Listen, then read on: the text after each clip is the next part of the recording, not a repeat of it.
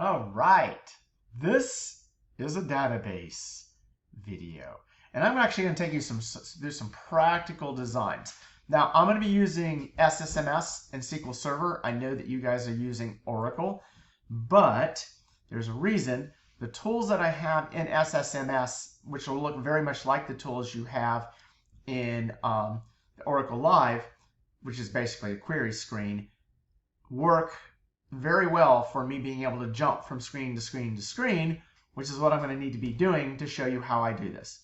First off, we are going to create the basic instructor, student, course offerings, and student enrollments database. It's one that you've been working with. I'm going to make them very minimal, because I don't need all the fields associated with an instructor. I'm going to make it very minimal because I just don't want to have to enter a ton of data. So let's first look at this. The create tables, which I'm sorry, I don't have a way to blow these up into a larger font. I think maybe, do I have a way to change the font? No, I do not have a way to change the font. Sorry. I could have gone ahead and imported these into PowerPoint, but then I would have had to skip back and forth. This is live. This is a live database that I'm working with. So essentially, what I'm going to do is I'm creating these. The first three tables are tables that do not have any foreign keys. This is crucial. I'm looking at the tables which are not pointing at other tables. They can be pointed at. They can serve as the primary key to a foreign key pointing from another table, but they do not contain any foreign keys to other tables. So these three tables are instructors, students, and courses. And when I say courses, it's not a course offering. It's the course itself. It's the information about a course. So what I did is I included first a surrogate key, this instructor ID, int primary key identity.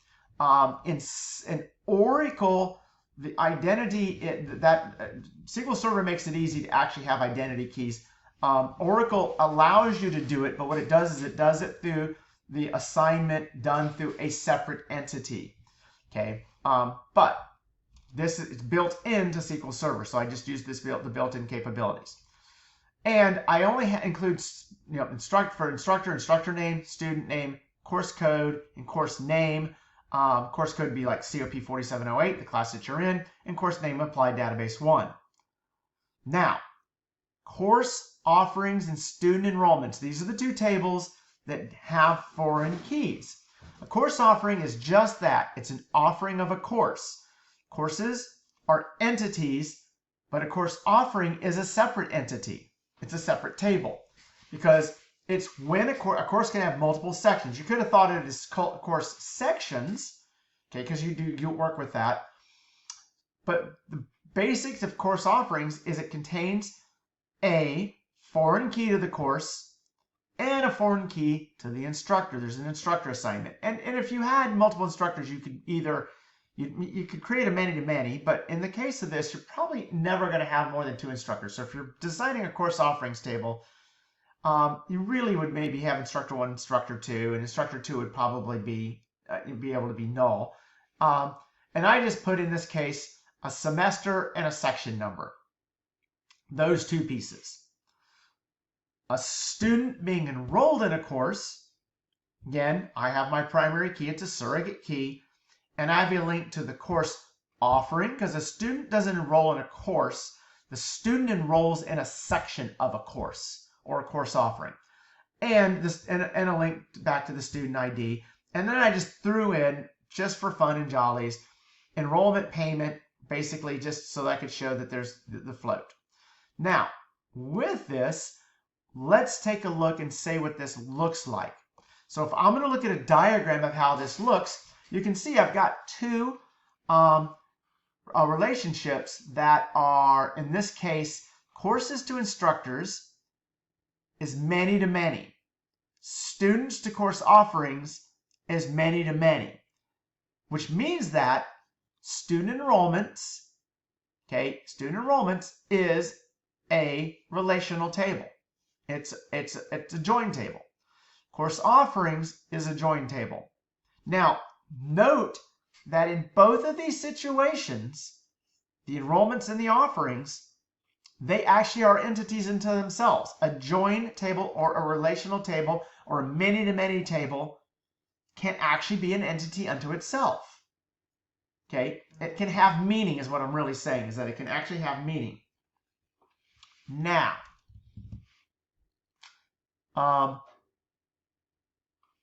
wait, let's see if I can pause for a second. I had to pause quickly because I had to bring up the windows that you're going to want. I don't want you to have to sit there and watch me fiddle through all these windows because I got like 19 windows open. All right, now, so you saw the create database. This is just the SQL to create the database. I typically do create databases using the SQL. There are plenty of tools that let you do it visually and then let you come back and do it. But if you know the SQL, it's really quick and dirty to do it during the SQL. And this is just a tool that's built into SQL Server that lets me diagram. It's the same as the Visio tools that you've got that can diagram from a database also. Now, what do we want to do first? Well, the first thing that you're going to do is there it goes. And I had put it at the top.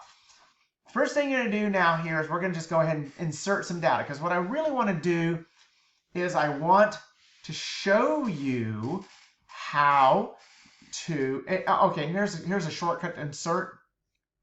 If the columns that you're putting that stuff into are, the values are in the correct order, and notice that I did not include the IDs, because those are identities. They're going to get assigned automatically by the system. So insert into courses and then the values, and those values are in the order of the columns. It will insert them into those. You got to be very careful when you do that, but if you've tested it and you know it works, you're good to go. So I'm first going to insert values into the non-dependent tables. In other words, the tables that do not have foreign keys to other tables are the first ones to insert data into. The tables that have foreign keys are going to need the data in those tables to be able to do this. So this is what the insert would look like. So what I did is I actually created 5 courses. So there's your 5 courses. I created 2 instructors. And in this case, I created 2 students because I'm just going to demonstrate it with 2 students. And you can see, and I can show you, if I were to select from students, I can just execute that query, and you can see those 2 students. Right. So let's actually look at some queries. Here's the select statements. I've got a bunch of select statements because in SQL Server, I can right-click and execute chunks. So here are the values that are in those first three tables. Now, I'm going to need the course ID and the instructor ID when I insert into course offerings, because I'll come over here and this will let you see it on the side. When I do the course offering insertion, there's a course ID and an instructor ID and a semester and a section number. So what will that look like? Okay, insert into course offerings. Okay, so here is the SQL for my insert into course offerings. And those values are important because I had to pull those from the tables that I got from the select. So as you can see, the courses are 2, 3, 4, 5, and 6 for the primary key identities. I don't know what those are off the top of my head because I didn't assign them. They're identities. They were assigned by the system. So I'm now going to, in the course ID here, I'm going to put 2, 3, 4, 5, 6. Okay, the instructor is going to be either 1, 1, 1 or 2, 2, 2. Okay, well, the instructors being 1 or 2 are either me or Dr. Motlog for the different courses. Spring, and then online. Those are just what I had as a meaning of what those other 2 columns were in the course offerings table. And there we go. That is what it's going to look like when that data is inserted. Now that I have course offerings, I can go back and say, okay, let's go back to the diagram because it's actually kind of easy to see there. So now that I've created the course offerings, and there's the same number of course offerings right now that I have of courses, the tables that I inserted first, students, courses, and instructors, note that they have foreign keys pointing to them, but they don't have any foreign keys in them. So now I've created the course offerings. Well, let's go over here and look at what we can do with that. So right now I can first say, well, let's select from course offerings and let's see what that looks like. Execute. Okay, well, we just did that same query. But now let's say, hey, suppose we want to get the actual course name. I'll do select star from course offerings and courses. There's the name of the two tables where course offerings ID dot course ID is equal to courses dot course ID. Execute that. And now those two tables are joined. Note that because I did a star, it's going to select all the columns from both tables and display them. Note that course ID in the query is displayed twice because it does show up in the first table and it does show up in the second table. Now, we can always filter that down, okay? Not a problem.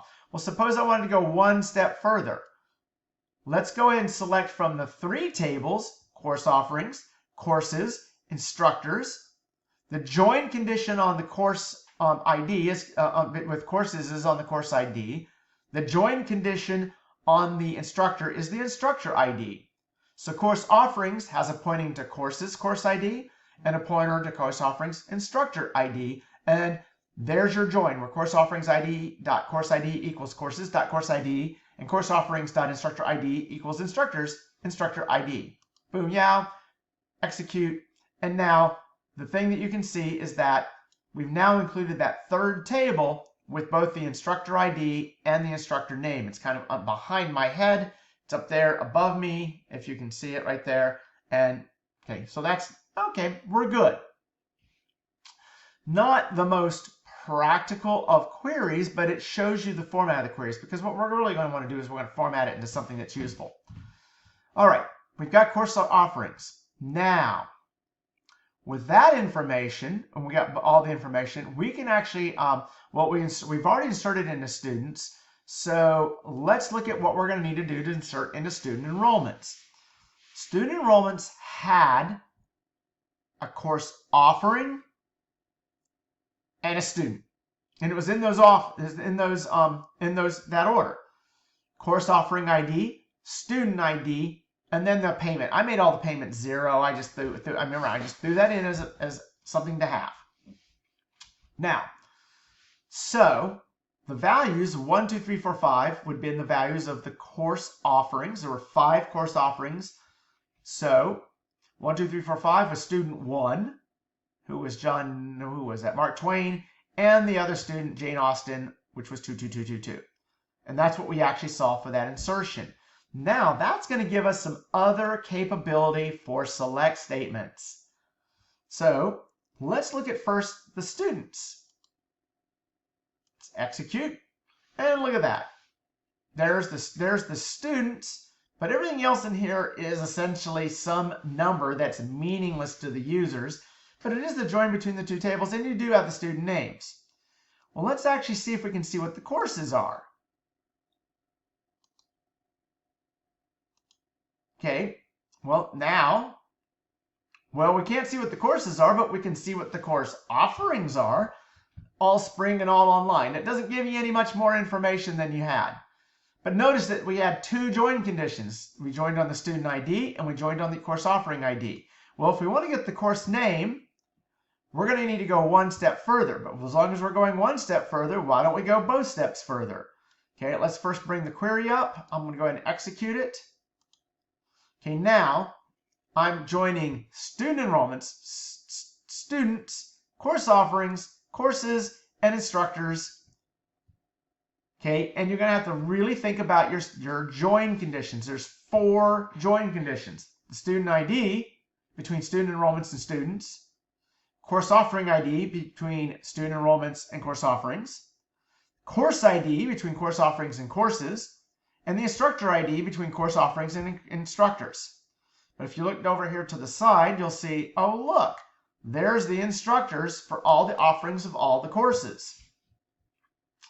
Well, we have done it. We can see all the students enrolled in all those, well, the 2 students I have, we can see all the students enrolled in all the courses. If I wanted to just see one student, I can just add another AND condition and say students.studentID equals 1 or students.studentID equals 2, and that would solve that one there. But what I really want to see is something a little bit neater. So instead of selecting star each time, I'm actually going to go ahead and bring in the student name. And notice what I did here. Courses.course code plus a space plus the course number. And I'm going to make one little other step. As student name. I don't like that space in student. I want a space in student name. And I can do this one too. As course. That's just going to change the title. So let's do that. Let's execute this guy. Execute. And now you've actually got something that looks like a practical list of courses with the instructors and the students and the offering semester. And of course, I could change that to be,